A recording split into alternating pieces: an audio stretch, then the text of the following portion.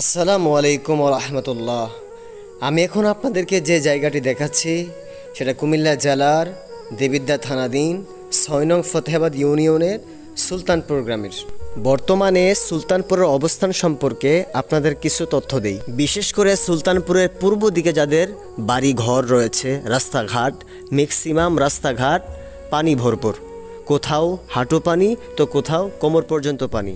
মালিকের দরবারে শুকরিয়া, এখন পর্যন্ত যত পানি আসছে বুড়িচংয়ের ওই দিক থেকে রাস্তাঘাট পর্যন্ত সীমাবদ্ধ, বাড়ির ভেতরে এখনও প্রবেশ করে নাই, ম্যাক্সিমাম বাড়িতে প্রবেশ করে নাই। তবে অনেক বাড়িতে যাদের বাড়িঘর একটু নিচু অংশে তাদের বাড়িঘরে মোটামুটি 1 হাত পানি ঢুকে গিয়েছে।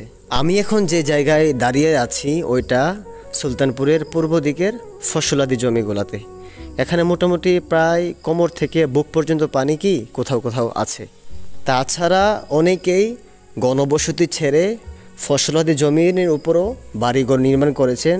তাদের একটু অসুবিধা হচ্ছে, কারণ তাদের ভিটাতে 1 থেকে 1.5 হাত পানি প্রবেশ করেছে।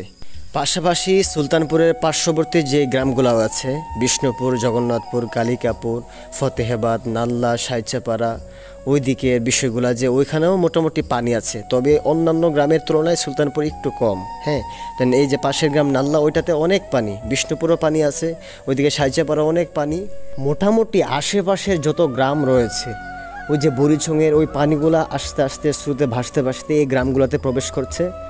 এই মোটামুটি পানি রাস্তাঘাট ডুবে যাচ্ছে, কারো বাড়ি ঘর ডুবে যাচ্ছে, ফসলাদি জমি ডুবে যাচ্ছে, অনেকে ধান করেছে তাদের ধান ক্ষেত ডুবে যাচ্ছে। মোটামুটি সবাই কষ্টের মধ্যে আছে। তো আমাদের পার্শ্ববর্তী থানা বুড়িচং খুবই কষ্টের মধ্যে আছে, যা ইতিমধ্যে আপনারা বিভিন্ন তথ্য ফেসবুক, ইউটিউব, সোশ্যাল মিডিয়াতে জেনেছেন। তো বর্ণাঢ্য যারা আছে ফেনী, নোয়াখালী, চট্টগ্রাম, ফটিকছড়ি সহ কুমিল্লাবাসীর জন্য প্রত্যেকে খাস করে দোয়া করবেন, আল্লাহ যেন এই মুসিবত থেকে আমাদেরকে সকলকে হেফাজত করে। তারই পাশাপাশি সামর্থ্য অনুযায়ী, সাধ্য অনুযায়ী বন্যা কবলিত মানুষদের পাশে দাঁড়ান। সকলে ভালো থাকবেন। আসসালামু আলাইকুম ওয়া রাহমাতুল্লাহ।